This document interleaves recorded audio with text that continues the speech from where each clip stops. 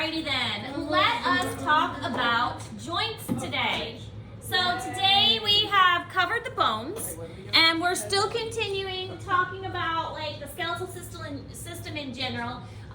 We've still got a few more notes. We're going to talk about the joints today, and then we still need to take notes over like bone diseases and disorders because we always do that. And we've also still got time and activities that we're going to do to help us process and learn this. So we're definitely not at the state yet for a test, but we're getting there. I did want to mention as far as the cat dissection, I've got everything ready for us to start that. So here's what I think we're going to do. It's going to take a couple days for us to kind of prepare for that. So after we finish the skeletal unit, we'll take a day or two to work on the cat stuff, like watch a video about how the cat is dissected, do some labeling, that kind of thing. Because again, we can't just jump in with that. So we'll need a couple days to kind of get ready and then a day to actually get with the cats. So that's what we're going to do after the skeletal. We'll wait till this unit is over, and then we'll have a couple days that we can get started with the cats and at least get prepared with that, and then we'll get into the muscular system. So that's kind of the plan I'm going with. I do have things ready on my end for it. We do have the cats, but it doesn't really make sense to do it in the bone unit, so we're going to wait till right after this unit is done. But that is coming up quickly. All right, so you do need to write all of this down as far as the joints are concerned.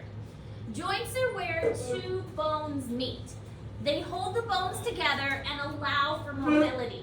If the bones did not have joints, if they were all sutured and close together, we wouldn't be able to move. They can be classified by their structure or the function, the motion that they make. And that's what we're going to go over today, is the different names of the different kinds of bones, or joints. And also the parts of the joints too, because the joints do have particular structures inside that are important for them.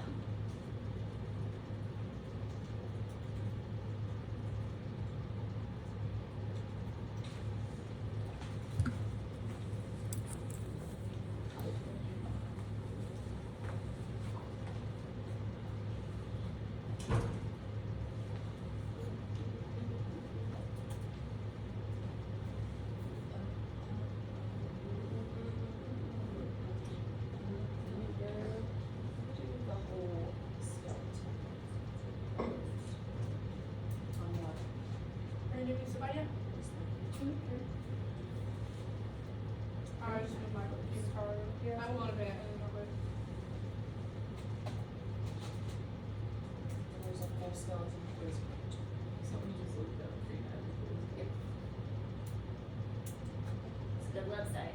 Helps a lot.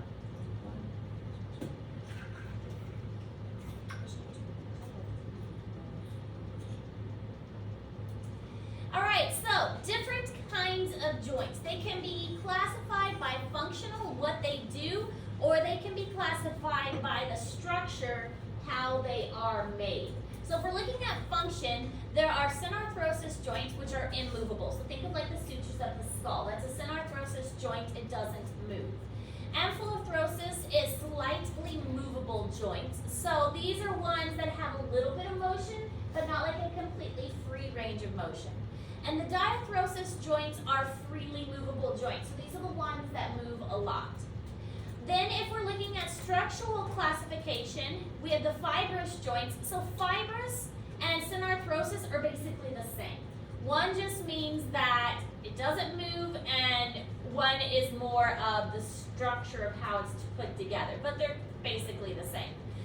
Same thing with cartilaginous joints. That's the same thing as the amphilothrosis. And then synovial joints is the same thing as diarthrosis. I don't know why scientists think that everything needs multiple names, but they do, and so that's what we've got. Don't kill the messenger. I'm just saying that these are the different names for the same thing. But it is what it is. Typically, we go with these terms more often: fibrous, cartilaginous, and synovial. Those are the ones you're going to hear more frequently.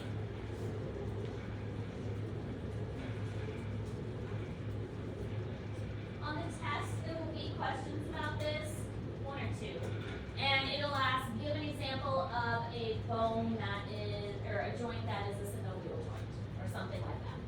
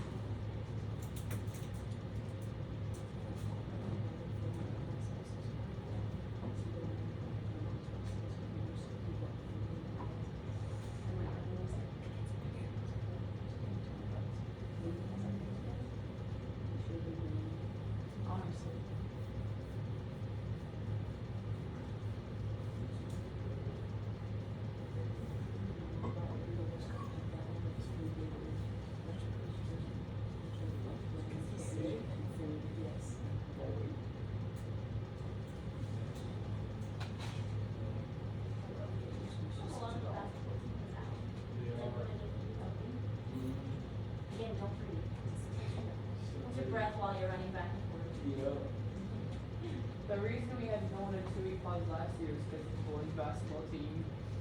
Yeah. Oh, last year was worse. We actually had half the team out at one point that I played with, and then all those guys came back, and the half that I played with got quarantined. But So I then they stayed went- somehow. So I was like, So you're like a mute. I guess, because I got it. I was like the first one that couldn't get it. So I was probably a new still. He had a whole article written about it in the newspaper. He was It was like, like in the Columbia newspaper. it was Mexico so newspaper. dramatic. That's funny. Not to put you on, the spotlight or anything. Luke started it. Because it was like before, it was like no. So What did they say in it? Like, I was lucky to be alive or something. One of the lucky ones to survive. Yeah. It was like super. That is. And at this point, most of us have had it at least once or twice. Some none still. I have never had a COVID test. Hey, A Never. test? I've made it this long without even having a test. Very proud. My dad has taken 110. but My He works- husband he and works my with- kids he have works all with old taken a lot of people. tests. I have not taken a single one. I'm proud of it. wait, See how long I go. Okay. Yeah. My sister currently has it. She was tested positive just yesterday, and then my brother had it last week. Family's contagious. No, my whole family. Oh my gosh. All right, so if we're looking at them individually, a fibrous joint are the sutures of the skull. So there is no movement. They have grown together. They are not going to move. They're not going to change shape. A cartilaginous joint is like between the vertebrae, so you can bend your back. Your back is kind of bendy, but it's not like super bendy unless you're like a contortionist. Same thing with the pubic symphysis. With the pubic symphysis, there's a little bit of stretchiness there, but it's not going to be moving all the time and moving freely about. So those are examples of cartilaginous joints. And this would be a good example for the test is what is an example of a fibrous joint? And you could say the sutures of the skull. Or what is an example of a cartilaginous joint between the vertebrae? So there'll definitely be a question like that on the test.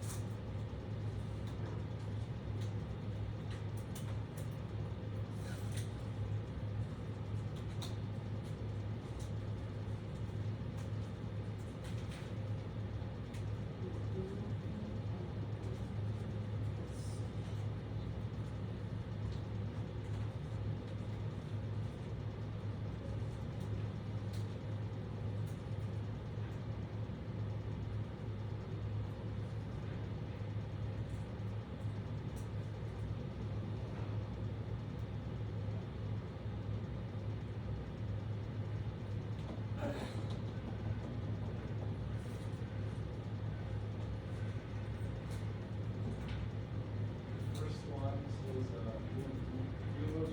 You totally looked it up. 16 realizing just how close he was to completing a tragic statistic. It was on And he Springfield, wasn't even on the So brink of death. Dramatic. Springfield. That is very dramatic. But I guess in a small town, I'm not used to small towns so much. But I guess No, in a but small that- town, that is For being a tragic statistic. Survivor. famous. Proud of you. Honestly.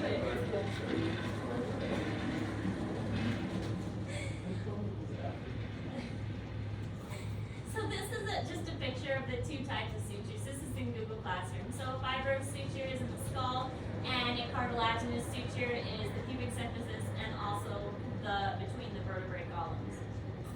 Synovial joints. These are a lot more complicated. They are the most of the joints in the body because most of the joints are more freely movable. They contain something called synovial fluid. So this is like your knees, your fingers. Yeah, so the fluid is the bubbles in there that's popping. They also have something called bursae. The bursae are really important and kind of interesting. Think of them as flattened balloons, flattened kind of pockets of fluid.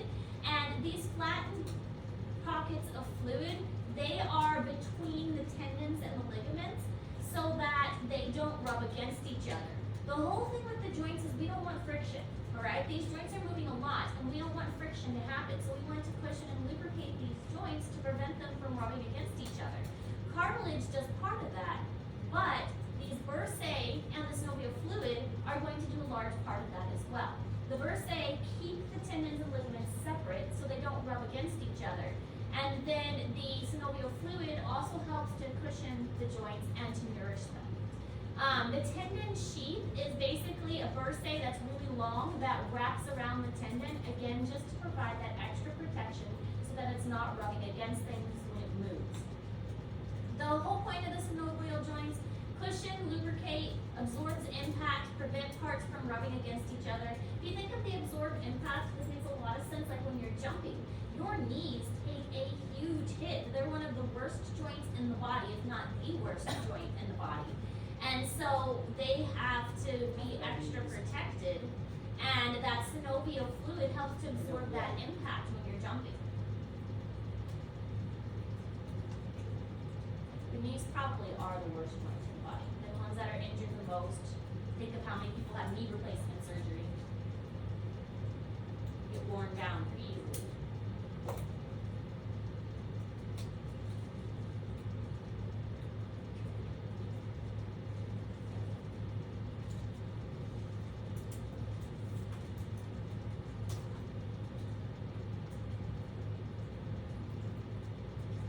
I do feel like I should start wearing my mask. There's not enough of us here anymore. I guess I was there's- about to say.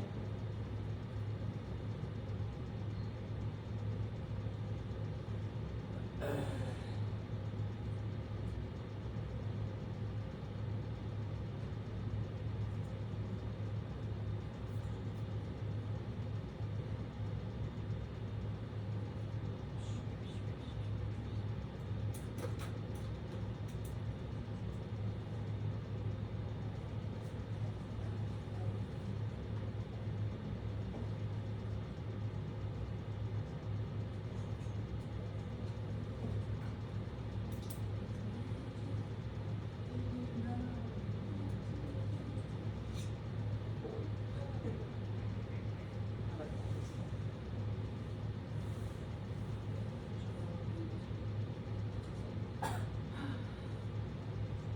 another thing with everyone being gone. Those things are online right now, which I like. Doing stuff on paper. Okay, so synovial joint, you can see here in the shoulder, it's a great example, more movement in that kind of area. This picture will be on the test, and you will have some labeling involved with this. So you can see the parts of the joint here. We've got a tendon sheath, which is a bursae, which is elongated and wrapped around the tendon. It keeps it separate from the bone. If this was laying flat against the bone, then every time the tendon stretched or relaxed, then it would rub up against the bone, and that's not what we want. We want some space to allow for the protection of the tendon and the bone itself. Here's another bursae keeping this ligament separate from this ligament, so it's kind of preventing them from laying on top of each other. Here's the cavity of the joint that has synovial fluid inside it. The blue is representing cartilage. And so that fluid is nourishing the cartilage, preventing it from drying out, and also allowing for some impact absorption.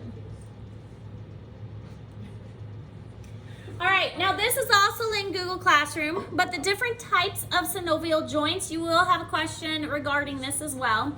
Ball and socket joint. This is mostly just going to be the hip and the shoulder, and it's just like the name suggests. It's got a rounded head and it allows for movement around in many directions. A hinge joint is like the knee. It only really, and your fingers are good examples of hinge joints. It really only goes one way.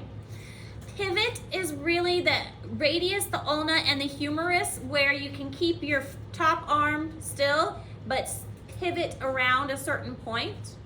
Saddle, the saddle one's a little interesting. It allows for more movement. The thumb is a good example. So it's got one bone has a curved part and the other bone has a curved part, and then they sit together like this.